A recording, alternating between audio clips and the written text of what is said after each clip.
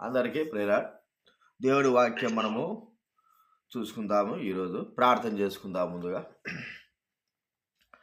ప్రేమగల తండ్రి, పరిశుద్ధుడైన మా దేవ, ప్రభు అయిన యేసుక్రీస్తున్నాను మీకు వందనాలు చెల్లిస్తా ఉన్నాం.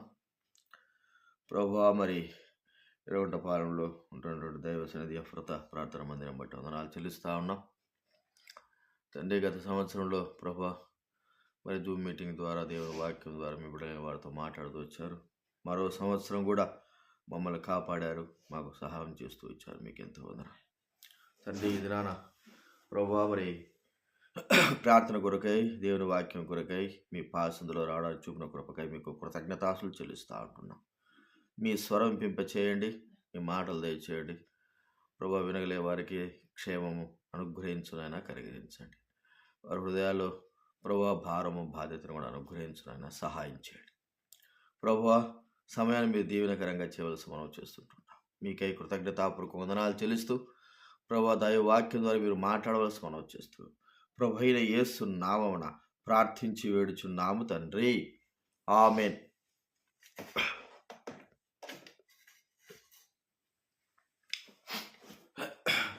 దేవుని వాక్యంలో నుండి మనము కొన్ని మాటలు మనం చూసుకుందాము. మార్కు రాసినటువంటి సువార్త 14వ అధ్యాయం. అందరికి వినపడుతుంది కదా? ఓకే. మార్కు రాసిన సువార్త 14వ అధ్యాయము 38వ వచనం నేను చదువుతా, వినండి. మార్కు రాసిన సువార్త 14వ అధ్యాయం 38వ వచనం. దయచేసి మరి మీ బైబిల్ గ్రంథంలో కూడా చదవండి. మీరు శోధనలో ప్రవేశించకుండానట్లు మెలకువగా ఉండి ప్రార్థన చేయుడి. ఆత్మ సిద్ధమే కానీ శరీరము బలహీనమని పేతురుతో చెప్పి.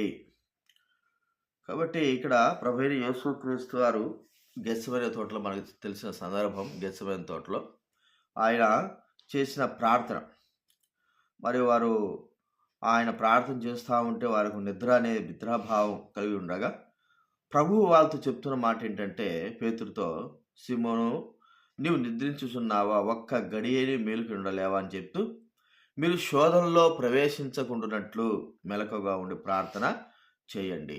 ఆత్మ సిద్ధమే, శరీరం బలహీనం అని ప్రభు పేతుతో చెప్పాడు. కాబట్టి శోధనలో ప్రవేశించకుండానట్లు ప్రార్థన. యేసుక్రీస్తు వారు బైబిల్ గ్రంథంలో మా నిమిత్తమే ప్రార్థన చేయండి అని అపోస్తలుడైన పౌలు చెప్పినట్లుగా, మరి నా కొరకే ప్రార్థన చేయండి అని యేసుక్రీస్తు వారు అడగలేదు. కానీ ప్రభువైన యేసుక్రీస్తు వారు తండ్రికి ప్రార్థన చేశారు. తండ్రికి ప్రార్థన చేయవలసినంత అవసరత ప్రభువైన యేసుక్రీస్తు వారికి లేదు. ఎందుకంటే ఆయన సర్వశక్తిమంతుడు, అన్నీ చేయగలిగిన వాడు. కానీ ప్రభువైన యేసుక్రీస్తు వారు శరీరధారిగా ఉన్నాడు కాబట్టి దేవుని తండ్రి యొక్క సహాయము తనకు అవసరమై ఉన్నది. ఇంతకు ముందంత అవసరం లేదా? 3.5 సంవత్సరాలంటే అప్పుడు కూడా దేవునికి ఆయనకు అవసరమే. ఎందుకంటే యేసుక్రీస్తు వారు ప్రతిరోజు ఉదయాన మరి దేవుని వాక్యమును సాయంత్రం వరకు చెప్పి రాత్రంతా కూడా ప్రార్థన చేసేటువంటి అనుభవాలు దేవుని వాక్యములు మనకు కనబడతా ఉంటున్నాయి. కాబట్టి మరి ఆయన ప్రార్థన ద్వారా ఆయన కార్యములన్నిటిని కూడా భూలోకంలో పంపబడి తాను చేయవలసిన కార్యములన్నిటి కూడా నెరవేరుస్తూ వచ్చాడని మనం చూస్తుంటున్నాం. ఇప్పుడు కూడా ఒక గొప్ప కార్యం ఉంది.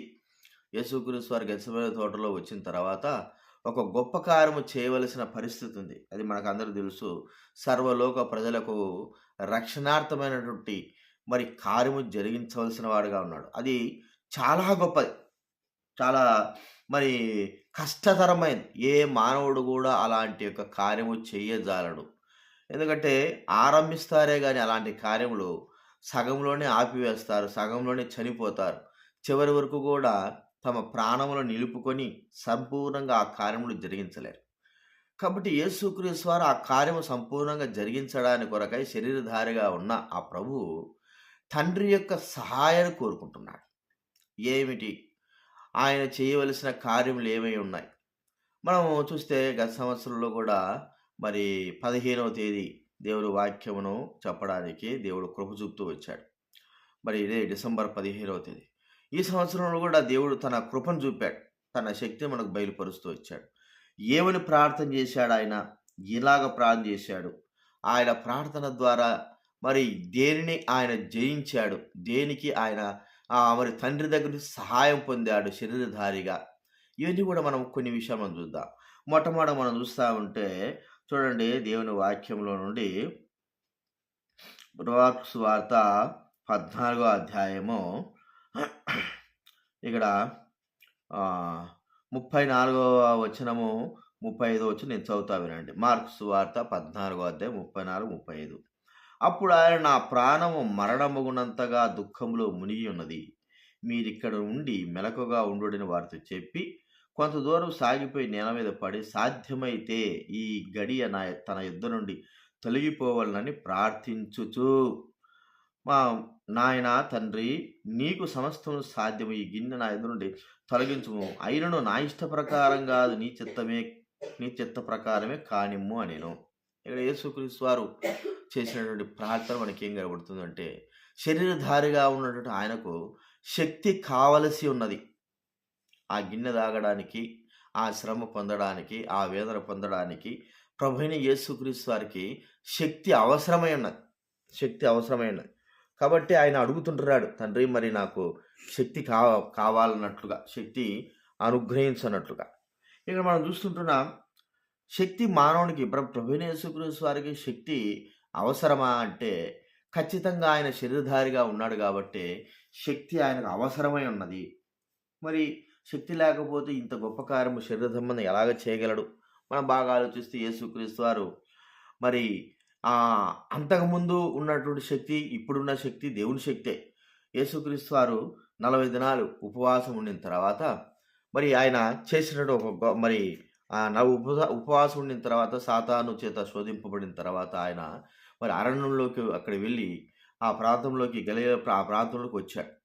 ఏమీ తినలేదు, 40 దినాల్లో ఉపవాసం ఉన్నాడు. అయితే ఆయనకు ఉన్నటువంటి శక్తి ఏంటంటే దేవుని యొక్క శక్తి, దేవుని ప్రభావం. శరీర శక్తి అంతా కూడా క్షీణించిపోయినట్టుగా కనపడతా ఉంటుంది. 40 దినాలు ఉపవాసం ఉన్నప్పుడు నడవలేని శక్తి కూడా మనకు ఉంటుంది. నడవలేం, లేయలేం, మాట్లాడలేం, అంతా కూడా బలహీనమైపోయి ఉంటాం. అయితే ఇక్కడ మనం చూస్తూ ఉంటే ప్రభువైన దేవునికి ఉన్నటువంటి ఇవ్వబడిన శక్తి మానవాతి, అయితే భూలోక సంబంధమైన శక్తి కాదు, పర సంబంధమైన శక్తి. ఈ శక్తి ఎలాంటిదంటే నశించిపోయేటువంటి బలహీనమైనటువంటి కూడా బలపరచగలిగినటువంటి శక్తి. ప్రియమైన వాళ్ళారా, యేసుక్రీస్తు వారికి అవసరమా అంటే ఆ సమయంలో శరీరధారిగా ఉన్నాడు కాబట్టి ఆయనకు అవసరమై ఉన్నది ఆ శక్తి. ఎంతగా శక్తి అంటే మరి ఆయన అప్పగింపబడినప్పటి నుంచి శిలువలో మరణం పొందేంత వరకు కూడా దేవుని శక్తి తన శరీరానికి అవసరమైనది. ఇంతకుముందు ఉన్నటువంటి శక్తి కంటేనే ఇప్పుడు అత్యధికమైన శక్తి తనకు కావాల్సినది. ఇంతకుముందు ఉన్న బలం కంటే ఇప్పుడు అత్యధికమైన బలం కావాల్సి. మన జీవిత యాత్రలో కూడా, మనం చేస్తున్న పరిచర్య సేవలో కూడా మనకు శరీర సంబంధమైన శక్తి కంటే ఆత్మ సంబంధమైన శక్తి మనకు అవసరం, బలం అవసరం. శరీర సంబంధ శక్తి కొంతసేపు చేయగలము, తర్వాత మన వల్ల కాదు, మనం చేయలేం ఆ యొక్క శరీర సంబంధమైన శక్తితో. అందుకే అన్నాడు శరీరం బలహీనము అంటున్నాడు కదా. కాబట్టి ఇప్పుడు అందుకే అపోస్తలుడైన పౌలు తన జీవితంలో చెప్తున్న మాట ఏంటో మనకు అర్థమవుతుంది. చూడండి, 2వ కొరింథీ రాసిన పత్రిక 12వ అధ్యాయం. 2వ కొరింథీ రాసిన పత్రిక 12వ అధ్యాయము. ఇక్కడ మనం చదువుతూ ఉంటే 9వ వచనం, 8వ వచనం, 9వ వచనం. అది నా యుద్ధ నుండి తొలగిపోవాలని దాని విషయమై ముమ్మారు ప్రభువును వేడుకుంటుని, అందుకు నా కృప నీకు చాలును, బలహీనత యందు నా శక్తి పరిపూర్ణమవుతున్నదని ఆయన నాతో చెప్పెను. చూడండి, కాగా క్రీస్తు శక్తి నా మీద నిలిచియుండు నిమిత్తము విశేషముగా నా బలహీనతలో ఎందే బహు సంతోషముగా అతిశయపడుదును. నేను ఎప్పుడు బలహీననో అప్పుడే బలవంతుడను. చూడండి, అపోస్తలుడైన పౌలు సేవా పరిచర్య యాత్రలో తనకు శరీరము ఉడికిపోయినట్లుగా, లేకపోతే తన శరీరంలో అనారోగ్య పరిస్థితులు, తన శరీరంలో నడవలేని పరిస్థితి, చూడలేని పరిస్థితి, తన శరీరం అంతా కూడా కృషించటే దేవుని సేవకు ఎంత మాత్రం కూడా ఉపయోగపడలేని పరిస్థితి దగ్గరకు వస్తూ ఉంది. ఆ సమయంలో అపోస్తలుడైన పౌలు చేసినటువంటి విధానం ఏమిటంటే ప్రార్థన. ప్రభువా, మరి ఈ యొక్క పరిస్థితి నాకు వచ్చింది, దీన్ని తొలగించు నాయన, నా శరీరంలో ముళ్ళు తొలగించు అంటున్నాడు. అంటే శక్తి నా వల్ల కాదు, నేను శక్తి లేకపోతే నేను చేయలేను, నా వల్ల కాదు, ఈ శరీరం ఇలాగ ఉందని అనుకుంటా ఉంటే ప్రభు చెప్తున్న మాట ఏంటంటే, మరి బలహీనతలోనే నా శక్తి నీకు పరిపూర్ణం చేస్తారు. బలహీనతలో, ప్రియమైన వాళ్ళారా, బలహీనతలో ఆయన తన శక్తిని పరిపూర్ణం చేసేవాడుగా ఉంటున్నాడు. అంటే మన జీవితంలో కూడా గుర్తుంచుకుందాం, ప్రార్థన దేనికి అవసరమైందంటే బలహీనమైనటువంటి మన శరీరానికి శక్తినివ్వడానికి కొరకై, బలమునివ్వడానికి కొరకై, దేవుని సేవా పరిచయలో శక్తి కలిగి ఉండడానికి కొరకై, ఆయన శక్తి కలిగి ఉండడానికి కొరకై మనకు అవసరమైంది. ప్రభువైన యేసుక్రీస్తు వారి యొక్క ప్రార్థన అదే ఉన్నది. అయితే ఆయనకు అవసరం లేదు, కానీ మానవాళైన మనకు నేర్చుకోవడానికి కొరకై చెప్పినటువంటి మాట ఏంటంటే, నా తండ్రి ఈ గిన్నె నా ఎదుండి తొలగించు, కానీ నీ చిత్తమే, నా చిత్తం కాదంటున్నాడు. అంటే నాకు ఇప్పుడు శక్తి కావాలి, బలం కావాలి, ఈ యొక్క శిలువ కార్యం జరిగించాలంటే నా శరీరానికి శక్తి కావాలి. అప్పటికే ఆయన రాత్రి కూడా అన్నం తినలేదు, భోజనం చేయలేదు. మరి భోజనం చేయనటువంటి ఆయనను మరి తీసుకుని వెళ్ళిన తర్వాత మరణం వరకు కూడా ఆయన హింసిస్తుంటే, ఏ సాటి మానవుడైతే ఖచ్చితంగా మనలాంటి వాళ్ళైతే చనిపోయేవారు, అంత త్వరలోనే చనిపోయేవారు. చివరి వరకు కూడా శక్తి కలిగి ఉండేవారం కాము అని మనం ఇక్కడ చూస్తూ ఉంటున్నాం. ఇది మొట్టమొదటి చూస్తుంటున్నాం. ప్రభువుకు శక్తి అవసరమైనది. ఆయన ఆత్మసిద్ధంగా ఉంది, కానీ శరీరం బలహీనంగా ఉన్నప్పటికీ ఆయన ప్రార్థన దేని నిమిత్తమైంది అన్నట్టే తనకు శక్తి అవసరమై ఉంది. తను చేయవలసిన కార్యములలో శక్తి ఉండగలిగితే చివరి వరకు కూడా, అది దేవుడి శక్తి ఉండగలిగితే చివరి వరకు కూడా బలం కలిగిన వాడై ఆ కార్యములు చేయగలడని ఆయన మరి చేసిన ప్రార్థనను చూస్తుంటాం. ఆయనకు అవసరం లేకపోయినప్పటికీ మనకు మరి మార్గంగా ఉండడానికి కొరకు, మాదిరిగా ఉండడానికి కొరకు చేసిన ప్రార్థన. రెండవదిగా ఏంటంటే, యేసుక్రీస్తు వారు ఈ ప్రార్థన, మీరు శోధనలో ప్రవేశించుకున్నట్లు ప్రార్థన చేయండి, శరీరం బలహీనమే కానీ ఆత్మ సిద్ధము. ఈ ప్రార్థన ఆయన ఎందుకు చేస్తూ వచ్చాడు? దానికి ముందు ఆయన ప్రార్థన ఎందుకు చేస్తూ వచ్చాడంటే దేవుడి కార్యాలను నెరవేర్చడానికి కొరకై చేస్తూ వచ్చాడు. దేవుని కార్యాలు మరి మొదటి నుంచి కూడా మరి సాతాన్ యొక్క కార్యాలు మరి ప్రభువైన యేసుక్రీస్తు వారికి ఆటంగా పరచబడుతూనే ఉన్నాయి. మత్తయి సువార్తలో మనం చూస్తూ ఉంటే 16-17 అధ్యాయాల్లో ప్రభువైన యేసుక్రీస్తు వారు మరి దేవుని కార్యాలు చెయ్యాలా, నేను మరణించాలా, నేను మరి మరణించి మరి లోకానికి నేను వెలుగును ఇవ్వాలా అనేది ఆయన చెబుతూ ఉంటే, సాతాను మరి పేతురు కానీ శిష్యులతో ఆవరించి ఏం చెప్తున్నాడంటే, ప్రభువా ఇది నీకు దూరమవును కాక. అప్పుడు అన్నాడు ప్రభు, మనకు ద్వారా తెలుసు, మరి నువ్వు మనుషుల సంగతులను తలంచుతున్నావు, దేవుని సంగతులు తలంచకుంటున్నావు. మనుషుల సంగతులు నేను యోచిస్తూ ఉంటున్నా, దేవుని సంగతులను యోచించలేకుంటున్నావని ప్రభు బహు స్పష్టంగా చెప్తూ వచ్చాడు. అంటే దేవుని కార్యములను నెరవేర్చబడాలా, సాతాను తంత్రాలను కూడా పారిపోవాలి. ఇప్పుడు దేవుని కార్యాలు చివరి ఘట్టం, ప్రభువైన యేసుక్రీస్తు వారు చివరి దినాలకు వచ్చేసినాడు. ఆయన ఇన్ని దినాలు చేసింది కార్యం ఒక వంతు అయితే, ఇన్ని దినాలు చేసినటువంటి కార్యములు ఒక వంతు అయితే, ఇప్పుడు చివరిగా చేయవలసిన కార్యం ఇది ఇంకా గొప్పది. మరి ఈ కార్యము ఎక్కడైతే మరి తప్పిపోతుందో అక్కడ అంతా కూడా స్పాయిల్ అయిపోయినట్టు, దేవుడు ప్రభువైన యేసుక్రీస్తు వారు చేసిన పరిచర్యతో పోయినట్టు. సాతాను పలు విధాలుగా అన్ని రీతులుగా ఈ కార్యము జరగకోకుండా ఆపడానికి కొరకై, ఈ కార్యం జరిగిందా, మరి శిలువ కార్యం జరిగిందంటే సాతాను అపజయం పాలైపోతాడు, శాశ్వతంగా అపజయం పాలైపోతాడు. ప్రియమైన వాళ్ళ, ఈ కార్యమును ఆపడానికి కొరక సాతానుడు చేసిన కార్యములు ఎన్నో ఉన్నాయి. అందుకే తన కార్యములు నెరవేర్చబడాలి. మరి ప్రభువైన యేసుక్రీస్తు వారికి సాతాను కార్యాలు ఆపడానికి మరి ప్రార్థన అవసరమా అంటే, శరీరధారిగా ఉన్నాడు కాబట్టి ఇది మనకు గుర్తుగా, ఆయన మనకు మాదిరికరంగా ఆయన చేసినటువంటి ప్రార్థన. బైబిల్ గ్రంథంలో యేసుక్రీస్తు వారు ప్రార్థన చేసేటప్పుడు ప్రార్థన నేర్పించమంటే చెప్పిన మాట ఏంటంటే, మమ్మల్ని శోధనలోకి తేక. చూడండి, మత్తయి సువార్తలో మనకు ఆ మాట వాక్యంలో రాయబడి ఉన్నది. మత్తయి సువార్త 6వ అధ్యాయము, మత్తయి సువార్త 6వ అధ్యాయము 13వ వచనంలో చాలా చక్కటి మాట మనకు కనబడతా ఉంది. మత్తయి సువార్త 6:13, మమ్మను శోధనలోకి తేక దుష్టుడి నుండి మమ్మను తప్పించు అని ప్రార్థన చేయమన్నాడు. శోధనలోకి తేక ప్రార్థన ఏం చేస్తుంది? దుష్టు నుండి తప్పిస్తూ దేవుని కార్యాలను నెరవేర్చేదిగా ఉంటుంది. దుష్టుడు ఏం చేస్తున్నాడు? మన ద్వారా జరగవలసినటువంటి దేవుని కార్యాలన్నింటిని కూడా మరి పాడు చేసేవాడుగా ఉంటున్నాడు. అన్నీ సాతానుడు పాడు చేసేవాడుగా ఉంటున్నాడు. మన ద్వారా ఏవేవైతే జరగాలనో అవన్నీ కూడా జరగకుండా చేస్తా ఉన్నాడు. ప్రియమైన వాళ్ళని గుర్తిద్దాం. యేసుక్రీస్తు వారు చేయవలసినటువంటి చివరి ఘట్టం ఏమిటంటే ఆయన శిలువ కార్యం చేయాల్సినది. అది ముందు నుంచి ఆయన చెప్తా వచ్చాడు, నేను మరణిస్తాను. సాతానికి అర్థమైపోయింది. మరి వాడు ఈయన మరణించి తిరిగి లేచాడంటే ఇక నాకు శాశ్వతంగా మరి ఈ లోకంలో నాకు ఎటువంటి అధికారం ఉండదు. మరి శాశ్వతంగా ప్రభు తన అధికారం చేజెక్కించుకుంటాడు.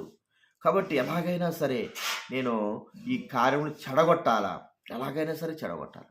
ప్రియమైన వాళ్ళరా, దేవుడి కార్యమును నెరవేర్చేటువంటి దాని కొరకై ప్రభువైన యేసుక్రీస్తు వారు ఆయన మరి ప్రార్థన చేసినాడు. ఇది మనకు గుర్తుగా.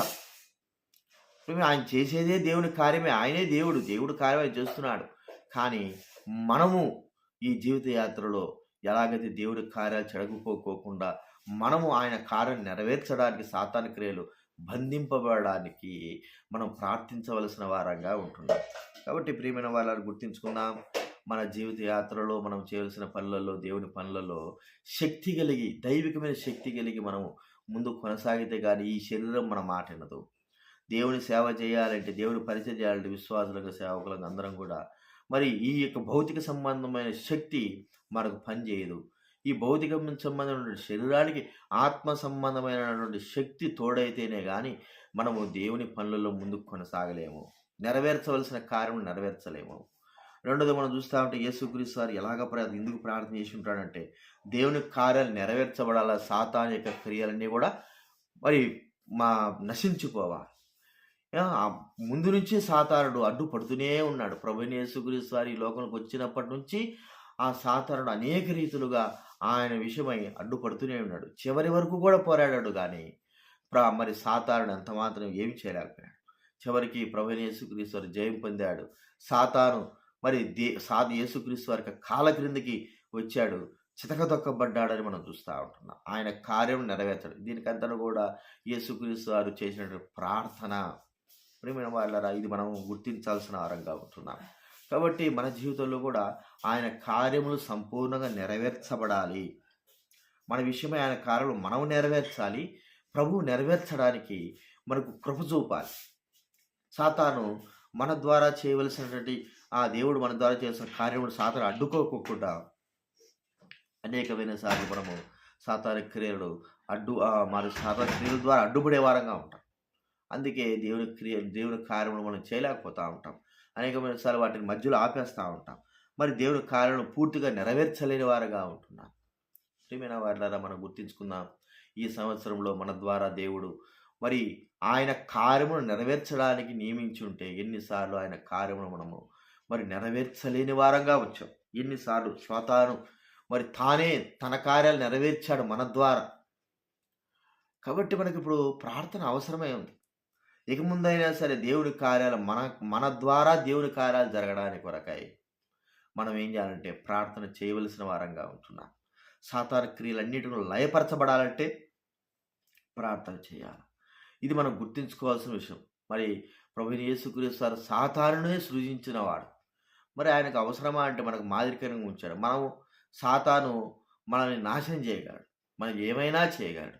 కానీ మట్టివారే మనకు కేవలము మన కార్యాలు కాదు కదా, ఏమీ నెరవేర్చలేని వారు. ఇప్పుడు మనకు ప్రభువైన యేసుక్రీస్తు వారి యొక్క పునరుద్ధాన శక్తి అవసరం కాబట్టే ఆ పునరుద్ధాన శక్తి ద్వారా దేవుని కార్యాలు నెరవేరుస్తూ మనము సాతాను క్రియలను నశింపజేసే వారంగా ఉండగలం, కేవలము ప్రార్థన ద్వారానే. కాబట్టి ప్రియమైన వాళ్ళని మనం గుర్తిస్తూ ఉంటే దేవుని కార్యాలు, ఒకసారి భక్సింగ్ గారు మరి ఆయన ఎప్పుడు చేసినా కూడా దేవుని కార్యాలకు సాతానుడు ఎప్పుడు అడ్డు వచ్చేవాడు ఆయన కార్యాలు. ఒకసారి మేము దైవబిడ్డలుగా విన్న మాట ఏంటంటే జమ్మనోడుగులో ఆయన దేవుని సేవ చేయడానికి వెళ్ళాడు. అక్కడ మరి సంఘ పెద్ద భార్య జయమ్మ అంటేనే ఒక ఆమె ఉన్నది, ఆ శిరోమణి ఆమె మాకు స్వయంగా చెప్పిన మాట ఏంటంటే ఒకసారి భక్సింగ్ గారు మా దగ్గరకు వచ్చాడు.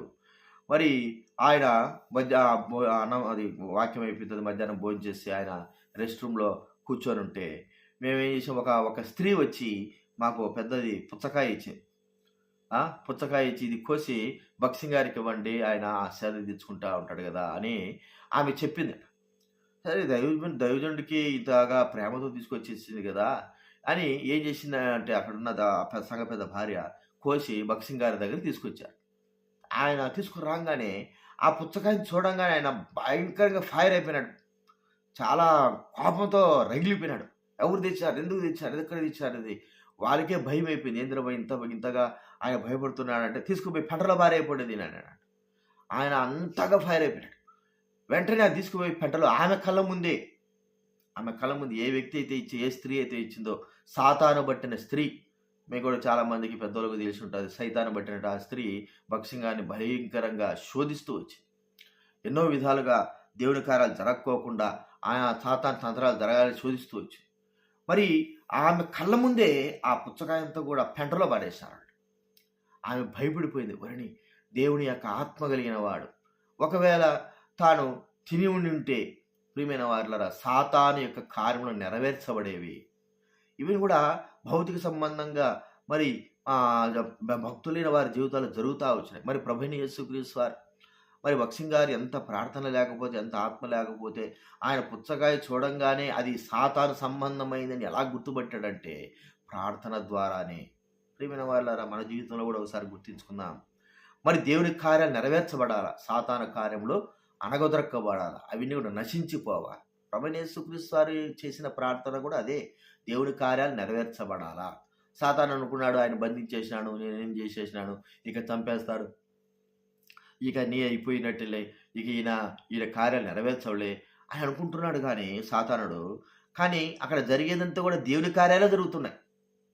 దేవుడే మరి తన కార్యం సంపూర్ణ నెరవేరుస్తాడు. బయటికి కనబడేది ఎట్లా కనబడుతుందంటే సాతానికి తన కార్యాలు నెరవేర్చబడుతున్నాయనుకుంటున్నాడు కానీ శిలువ మరణం పొందేంత వరకు కూడా మరి తనకు అర్థం కాలేదు. శిలువ మరణం పొంది ఆయన చనిపోయి సమాజీవుడు తిరిగి లేచిన తర్వాత అప్పుడు అర్థమైపోయింది సాతానుడికి, అరే ఇప్పుడంతా కూడా దేవుని కార్యాలు నెరవేర్చబడ్డాయి. నేను ఎంత అడ్డుకున్నాను, ఎంత చేసినాను, మరి నా శాయశక్తిలో ప్రయత్నించినా కానీ ఆయన తన కార్యం నెరవేర్చుకోకుండా ఉండలేదు. ఖచ్చితంగా ఆయన నెరవేర్చాడు అని మరి సాతానుడు సిగ్గుతో తల ఉంచుకున్నాడు. ప్రభువైన యేసుక్రీస్తు వారి పాదాల దగ్గరికి వచ్చేసినాడు. ప్రియమైన వాళ్ళని మనం గుర్తించాల్సిన విషయం, ఆయనకు ప్రార్థన అంత అవసరమై ఉన్నదని మనం గుర్తించాలి. ఇది రెండోది మనం చూస్తున్నాం. మూడోదిగా యేసుక్రీస్తు వారు మరి ఆయన ఆ 3 సార్లు ఇక్కడ మనం చూస్తా అంటే మార్కు సువార్త 14వ అధ్యాయంలో వెళ్ళి మత్తయి సువార్తలు కూడా చదువుకుంటే ఆయన గెత్సేమనే తోటలో వెళ్ళి వారు చెప్పారు, మీరు ప్రార్థనలో ఉండడం, మెలకుగా ఉండడం, నేను మళ్ళా వస్తానని చెప్పి దూరం వెళ్ళి ప్రార్థన చేసి మళ్ళా వచ్చాడు. వాళ్ళు నిద్రపోతున్నారు. మళ్ళా పోయినాడు, మళ్ళా ప్రార్థన చేసి మళ్ళా వచ్చాడు. వాళ్ళు నిద్రపోతున్నారు. ఇక చివరికి ఏమిటంటే లేయండి, నా పని అయిపోయింది, మరి నా కార్యములు నెరవేర్చబడాల్సిన కార్యములు వచ్చినాయి, మీరు లేడు. చూడండి యేసుక్రీస్తు వారికి చెప్పిన మాట ఏంటంటే మీరు మరి అనేకులకి ఆయన ఆ కార్యము మాదిరికరంగా ఉంచాడు. మాదిరికరమైనటువంటి జీవితంలో మనం చూస్తున్నాం. ప్రియమైన వాళ్ళరా మరి ఇక్కడ దైవబిడ్డలైన వారు, శిష్యులైన వారు నిద్రపోతున్నారు కదా, వారు పడుకొని ఉన్నారు కదా, వారి కన్నులు భారంగా ఉన్నాయి కదా అంటే చెప్పబడిన మాట ఏంటంటే చివరి దినాల్లో మీరు శోధనలో ప్రవేశించకుంటున్నట్లు ఏమి చెప్పినాడు, ప్రార్థన చేయమంటున్నాడు. మాదిరికరమైన జీవితం. ప్రియమైన వాళ్ళారా ఆయన ముందు నుంచి 13వ అధ్యాయంలో మనం గమనిస్తే మెలకువగా ఉండండి, ఏం జరుగుతుందో తెలియదు అని చెబుతూ ఆయన తను మాదిరికరమైనటువంటి జీవితం కలిగిన వాడుగా మనం చూస్తూ ఉంటున్నాం. మాదిరికరమైన జీవితం, ప్రార్థనా జీవితం అనేది మాదిరికరమైన జీవితం. ప్రభు వారికి నేర్పించినాడు, వారికి చూపించినాడు, వారు దగ్గరుండి నేర్చుకున్నటువంటి విధానాన్ని మనం గమనిస్తూ ఉంటున్నాం. మాదిరికరమైన జీవితం, అనేకులకు తన జీవితం మాదిరికరంగా ఉంచడం. ఇప్పుడు యేసుక్రీస్తు వారి ప్రార్థన ఏం జరిగిందంటే అనేకులకి తన జీవితం మాదిరికరంగా ఉంచబడిన వాడుగా చూస్తూ ఉంటున్నాం. ప్రియమైన వాళ్ళారా మన జీవితం కూడా అనేకులకి మాదిరికరంగా ఉండాలి అంటే మొట్టమొదటి ఏంటంటే ప్రార్థనా జీవితం. కాబట్టి గుర్తించుకుందాం. దానియేలు గ్రంథంలో మనం గమనిస్తా అంటే దానియేలు గ్రంథం 6వ అధ్యాయంలో గమనిస్తే అక్కడ చెప్పడం మరి శాసనం వచ్చేసింది. శాసనం ఎవరైతే మరి 4 రోజులు మరి రాజుకు తప్ప ఇంకెవరికి మరి తన మనవులు చెప్పకూడదు. కాబట్టి 4 రోజులు ఎవరు కూడా ప్రార్థన చేయకూడదు, మనవి చేయకూడదు అన్నప్పుడు ఆ శాసనం తెలిసి కూడా దానియేలు తన ఇంటికి వెళ్ళాడు, యెరూషలేము వైపు తన కిటికీలు తెరిచాడు, ముమ్మారు ప్రార్థిస్తాడు. ప్రియమైన వాళ్ళరా ఈ కార్యము అక్కడున్న మరి బబులోను ప్రాంతంలో అందరూ కూడా చూస్తున్నారు. అంటే మాదిరికరంగా ఉండవలసిన వాడుగా ఉన్నాడు కాబట్టి, ఒకవేళ తనొక్కడు ఒక తనొక్కడు భయపడిపోయి ఏముందిలే తలుపులేసుకొని ప్రార్థన చేసుకోవచ్చు కదా అని భయపడిపోయి ఉంటే, ప్రియమైన వాళ్ళ తర్వాత తరమైన వారు మరి ధైర్యంగా ఉండలేకపోవచ్చు. మాదిరికరంగా ఉన్నాడని మనం గుర్తిస్తుంటున్నాం. ఎంత మాదిరికరంగా? మరి తన ప్రాణమైనా పోవచ్చు. పోతది. తనకు తెలుసు. మరి పోయినా గూడా పర్వాలేదు. జరిగేది జరగాల్సిందే అని ఆయన మరి మాదిరికరంగా మనం చూస్తా ఉంటే ముస్లింలు చూడండి. ముస్లింలు ఏం చేస్తారు? ఎక్కడైనా సరే అల్లా అరిస్తే ఇప్పుడు రంజాన్ వచ్చే సమయంలో అల్లా అరిసినారనుకో వాడు పని చేస్తుంటే ఆగిపోతాడు. లేకపోతే ఎక్కడికైనా వెళ్తుంటే ఆగిపోతాడు. లేకపోతే ఏమైనా చేస్తుంటే ఆగిపోతాడు. మరి రోడ్‌లో వర్షం పడుతుంటే ఆగిపోతాడు. అంటే తను మరి దేవునికి ఆరాధించడానికి కొరకై ఏ సమయంలో తనకు ఆ అల్లా అయితే వినపడుతుందో, ఆ సమయంలో తను ఆగిపోవాల్సి రైల్లో చూడండి రైల్లో గూడా ప్రార్థన చేస్తా ఉంటారు. బస్సుల్లో గూడా చేస్తా ఉంటారు.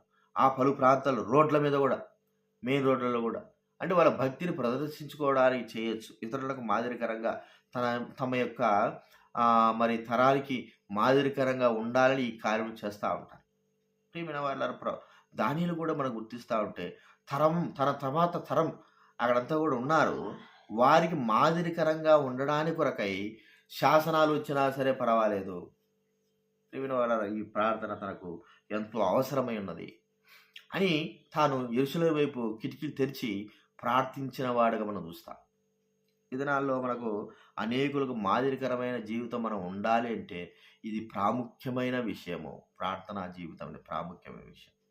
కాబట్టి గుర్తుంచుకుందాం మన జీవితం. ప్రభువైన యేసుక్రీస్తు వారు తన జీవితము ప్రాముఖ్యమైనది. అనేకులకు మాదిరికరమైనది. అనేకులు చూచి నేర్చుకోవలసినది. కాబట్టి ఆయన తన జీవితం మాదిరికరంగా అందుకే వాక్యంలో దైవవాక్యం పేతురు రాసిన గ్రంథంలో మొదటి పేతురు రాసిన గ్రంథము 2వ అధ్యాయం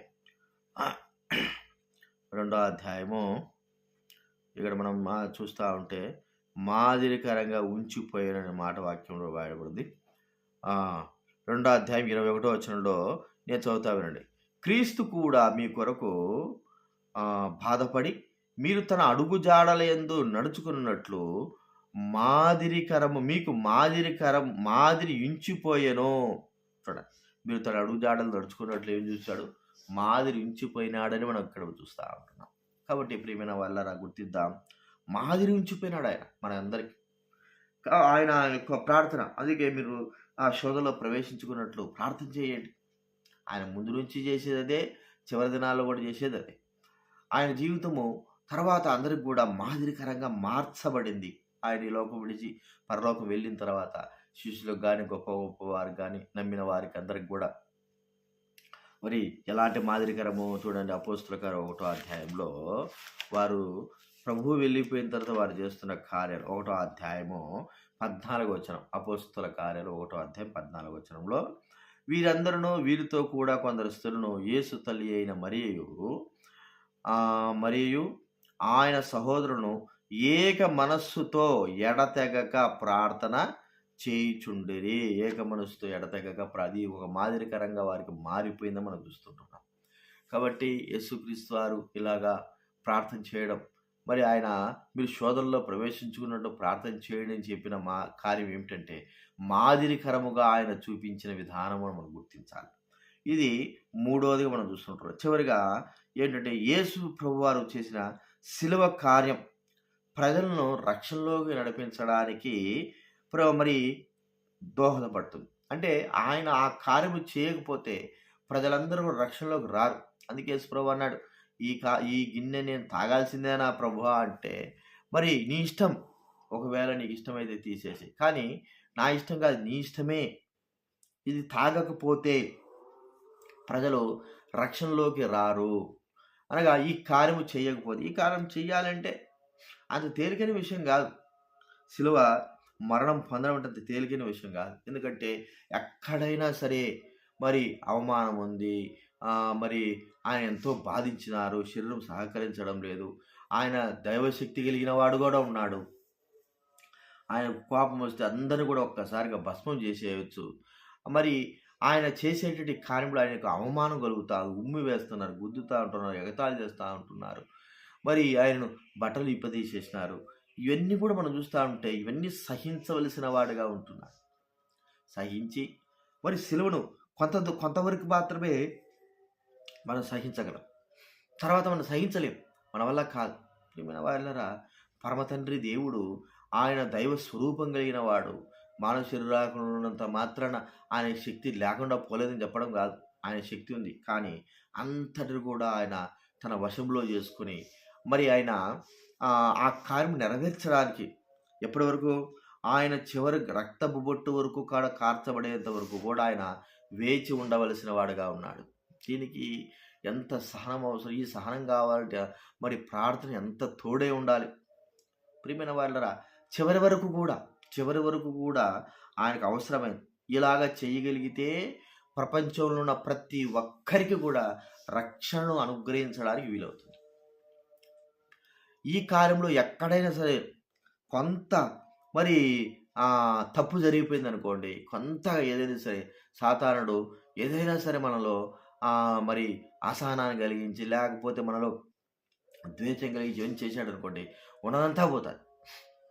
ప్రభువైన యేసుక్రీస్తు అప్పగింపబడినప్పటి నుంచి మరణం పొందేంత వరకు ఎంత మరి ఓర్పు సహనము కలిగి బాధను అనుభవించినప్పుడు కూడా మరి ఎంతో వేదన కలిగినప్పుడు కూడా ఆయన ఉంటూ వచ్చాడని మనం చూసుకుంటున్నాం. కాబట్టి మనం గుర్తించుకోవాల్సింది ఏంటంటే ప్రభు మనతో మాట్లాడుతూ ఉంటున్నాడు. ఈ 4 గంటల విషయాలు అంటే ప్రభు యొక్క కార్యములు జరిగించడానికి కొరకై, సకల ప్రజలకు రక్షణ కావడానికి కొరకై గెత్సెమనే తోటలో ఆయన చేసినటువంటి ప్రార్థన ఆయనకు శరీరధారిగా ఉన్న ఆయనకు ఎంతో అవసరమై ఉన్నది. చివరి వరకు కూడా ఈ ప్రార్థన యొక్క శక్తి ఎంతవరకు వచ్చిందంటే ఆయన చివరి రక్తపు కాల్చి తండ్రి నా ఆత్మని చేతికి అప్పచెప్పుతున్నానని చెప్పి మరణించేంత వరకు కూడా అవసరమై ఉన్నదని మనకి ఇక్కడ చెప్పబడతాది. మరణించేంత వరకు కూడా అవసరం. కాబట్టి ప్రియమైన వాళ్ళరా, మరి ఆయనకు ప్రభువుకు ప్రార్థన అవసరం లేకపోయినప్పుడు కూడా మాదిరికరంగా మనకు ఉంచిపోయినప్పుడు మరి మట్టి వారమైన మనకు ఇంకెంత అవసరమైనది. కాబట్టి మనకు ఒకసారి గుర్తించుకోవాలి. అందుకే అన్నాడు, మరి మీరు శోధనలో ప్రవేశించుకుని ప్రార్థన చేయండి. శరీరం బలహీనమే, ఆత్మ సిద్ధము. చూడండి, దేవుడి శక్తి కావాలంటే, ఆత్మ సిద్ధపడి ఉండాలంటే, ఆత్మశక్తి కావాలంటే దానికి కావాల్సింది ప్రార్థనా శక్తి. దేవుడి కార్యాలు నెరవేర్చబడాలా, సాతాను కార్యాలు మరి పాడైపోవాలి, నశించిపోవాలంటే దానికి కావాల్సింది ప్రార్థనా శక్తి. అంత మాత్రం కాదు, అనేకులు మన జీవితం మాదిరికరంగా చూడగలగాలి అంటే దానికి కావాల్సింది కూడా ప్రార్థన. ఇవన్నీ కూడా ప్రభువైన యేసుక్రీస్తు వారు. అంతేకాదు ప్రభువైన యేసుక్రీస్తు వారి శిలువ కార్యము చివరి వరకు కూడా జరిగించాలి. చూడండి, మనం కూడా మరణం వరకు కూడా మరి నమ్మకంగా ఉండాలి. మనం మన బాధ ప్రకటన గ్రంథం 2వ అధ్యాయంలో చూస్తే 10వ వచనంలో మరణం వరకు నమ్మకంగా ఉండాలి. అంతవరకు నమ్మకంగా ఉండాలంటే మనకు మన ప్రార్థన అవసరమై ఉన్నది. అంతవరకు నమ్మకం ఉండాలంటే ఎవరు పోతారు, ఎవరు ఉంటారో తెలియదు. ఎంతమంది వెళ్ళిపోయారు, ఎంతమంది ఈ లోకంలో నశించిపోయారు అన్నవారు ఎంతోమంది నశించిపోతూ ఉన్నారు. కానీ మరణం వరకు నమ్మకంగా ఉండాలంటే మనకు అవసరమై ఉన్నది ప్రార్థనా శక్తి. ఎందుకంటే మరి చివరి వరకు కూడా మన అందుకే బైబిల్ గ్రంథం నుండి ఒకరి జన్మదినము కంటే మరణదినమే మేలు, కార్య ఆరంభం కంటే కార్య అంతం మేలు. అది మనకు బాధ. మన జీవితంలో రక్షింపబడే దినం కంటే చివరి వరకు కూడా మన జీవితంలో రక్షణలోకి నడిపించుకుని వచ్చేది, కాపాడుకుని వచ్చేది, భద్రపరుచుకుని వచ్చేది చాలా అవసరమై ఉంది. కాబట్టి ప్రియమైన వాళ్ళ చివరి అంత దినాల్లో మనం వచ్చి ఉంటున్నాం. మనకు బాగా తెలుసు. చివరి దినాలు అంత దినాలుగా కాకుండా 2025 కూడా ఈ అంత్య దినాల్లో కూడా వచ్చేసినాం. ఈ దినాల్లో గత దినాలన్నీ కూడా వ్యర్థమైనప్పటికీ ఈ దినాల్లో మనకు ఈ ప్రార్థన అవసరమై ఉన్నది. ఎందుకంటే ప్రభువైన యేసుక్రీస్తు వారి చివరి దినాలు అత్యధికంగా మరి భారముగా చేసిన ప్రార్థన మనకు అక్కడ కనబడతా ఉంది. మరి అది మన జీవితంలో కూడా అవసరం. ఆయనకు అవసరం లేకపోయేటచ్చు, కానీ ఆయన శరీరధారిగా ఉన్నాడు కాబట్టి ఖచ్చితంగా మనకు మాదిరికరంగా చూపించడానికి కొరకై ఆయన తండ్రికి చేసిన ప్రార్థన మనకు గుర్తు చేస్తూ ఉంటున్నాడు. కాబట్టి ప్రియమైన వాళ్ళరా, ఈ యొక్క వేకుజాంశం మనం గుర్తించాల్సిన ఈ 4 గంటల విషయాలు. దేవుని శక్తి మనకు కావాలి. మన జీవిత సేవా పరిచయ విషయంలో శక్తి లేకుంటే, ఆత్మశక్తి లేకుండా మనం ఎంత మాత్రం కూడా పరిచయం చేయలేము. దేవుని కార్యాలు మన జీవితంలో నెరవేర్చబడాలి. దేవుడి కార్యాలు కాదు, సాతాను కార్యాలు నెరవేర్చబడేటట్టుగా మనం చూస్తున్నామేమో. కాదు కాదు, దేవుడి కార్యాలే నెరవేర్చబడాలి. అనేకులకి మన జీవితం మాదిరికరంగా ఉండాలా. మరి దానియేలు తన జీవితంలో అనేకులకి మాదిరికరంగా ఉంటూ వచ్చాడు. అది మనం గుర్తించుకోవాల్సిన వారంగా ఉంటాం. ప్రభువైన యేసుక్రీస్తు వారు అనేకులకి మాదిరికరంగా ఉంటూ వచ్చాడు. దానికి కారణం వెనక ఉంటున్నటువంటి ప్రార్థన. నాలుగోది చూస్తా అంటే ఆయన శిలువ కార్యములు ప్రజలకు రక్షణ ఇవ్వడానికి కొరకై శిలువ కార్యం ప్రజలకు ఒక్కరు కూడా తప్పిపోకూడదు. ఒకరు కూడా తప్పితే ఈ కార్యము మధ్యలో ఆగిపోయింది అనుకోండి, ఏదైనా కార్యం మధ్యలో ఆగిపోతే మళ్ళా మొదటి నుంచి మొదలుపెట్టాలి. అయితే యేసుక్రీస్తు వారు చేసినటువంటి కార్యము ఆగిపోకూడదు. ఆగిపోదు, కానీ మనకు మాదిరికరంగా చూపించడానికి ఆయన ఆగిపోకోకుండా చివరి రక్తం బొట్టు వరకు కూడా కాచాలి. కొద్ది కూడా రక్తం శరీరంలో ఉండకూడదు. అప్పుడే ఆయన కార్యములు సంపూర్ణ నెరవేర్చబడి ఆ రక్తం కూడా, ఆ చివరి రక్తం బొట్టు కూడా భూమి మీద పడితేనే కానీ సర్వలోక ప్రజలందరూ కూడా రక్షణలోనికి రారు అనేది చివరి వరకు కూడా. కాబట్టి ఆయన అంతవరకు ఉదయం 9 గంటల మొదలు పెట్టుకుంటే మధ్యాహ్నం 3 గంటల వరకు ఆయన శిలువ మీద వేలాడి మరణం పొందకోకుండా దేవుని శక్తి ద్వారా మరి రక్తమంతా కూడా, అంటే ఆయన శరీరంలో ఇక ఏమి రక్తము లేదు, రక్త మరకలు అనేటివి ఉండొచ్చేమో కానీ రక్తము మాత్రం లేదండి శివుడు. అంతా కూడా కార్చబడాలి. అది రక్షణ, ప్రజలందరికీ రక్షణ ఇవ్వాలంటే ఆ చివరి రక్తబొట్టు కూడా భూమి మీద పడాల్సిందే. అంతవరకు కూడా ఉండాలంటే అది సాధ్యమవుతుందా? అది దినాల్లో మరి రక్తము తగ్గిపోవడం ద్వారా మా దేశం సంఘ పెద్ద ఏమైపోయాడు, చనిపోయాడు. రక్తం కొద్దిగా లో బీపీ అయిపోయింది, వెంటనే చచ్చిపోయాడు. మరి అసలుకే లేకుండా ఉంటే ఆ గొప్ప కార్యం ఎలాగుంది చూడు, ఒకసారి ఆలోచించి. శరీరం మీద ఉన్నాడు ఆయన, ఒక రక్త బొట్టు, చివరి రక్తం బొట్టు కూడా కార్చబడేంత వరకు కూడా మరణం కాకుండా ఉన్నాడంటే ఎంత శక్తి ఆయనకు అవసరమై ఉన్నది. కాబట్టి గుర్తించుకుందాం ఆయన కార్యాలు. ఎందుకు మన బాధ్యత, ప్రపంచంలో ప్రతి ఒక్క రక్షింపబడాలంటే ఆ రక్త బొట్టు కూడా కార్చబడేంత వరకు ఆయన ప్రాణం నిలిచి ఉండాలి. కాబట్టి నిలిచి ఉంది. దానికి వెనక ఏమిటంటే మనకు మాదిరికరంగా ప్రార్థన అనేది మనం గుర్తించుకోవాలి. కాబట్టి గుర్తించుకుందాం ఈ సమయంలో అలాంటి యొక్క ప్రార్థన అనుభవం కలిగిన వారంగా. ఇక్కడ ఆత్మ సిద్ధమే, శరీరం బలహీనం. శరీరము మరి శరీరంతో లేకోకుండా మనం ప్రార్థన చేయలేం. శరీరం సహకరించాలి ఆత్మకి, మరి శరీరం సామాన్యంగా సహకరించదు. కాబట్టి ప్రార్థన ద్వారా ఆ శరీరమును అనుకూలపరిచేటట్లుగా, ఒక్కసారి అనుకూలపరిస్తే అది అలవాటైపోతుంది. శరీరానికి మనం ఏదైతే అలవాటు చేస్తామో అది అలవాటైపోతుంది.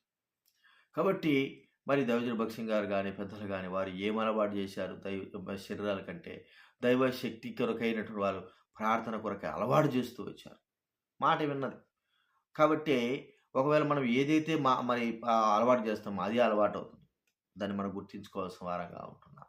కాబట్టి గుర్తించుకుందాం. శోధనలో ప్రవేశించుకుంటున్నట్టు మన ప్రార్థన గడిపి ఈ సంవత్సరంలో మనం ఏదైతే చేయలేకపోయినామో మరు సంవత్సరంలో సరే, తర్వాత రోజు నుంచి అయినా సరే అది చేయడానికి కొరకై ప్రభు యొక్క సహాయం పొంది మనం ముందు కొనసాగడానికి ప్రభు మనకు సహాయం చేయునుగాక. ఈ విషయాలు జ్ఞాపకం పెట్టుకుందాం. ప్రార్థన మనము చేసుకుందాం.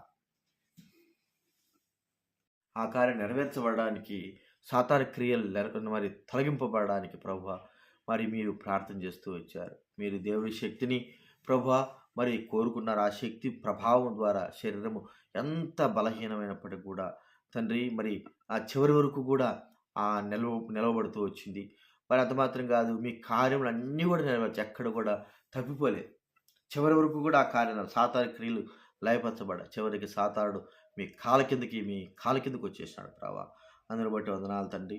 అనేకులకి మీ యొక్క జీవితం మాదిరికరంగా ఉంచడానికి కొరకై తండ్రి ఆ కార్యం నెరవేరుస్తూ వచ్చారు తండ్రి.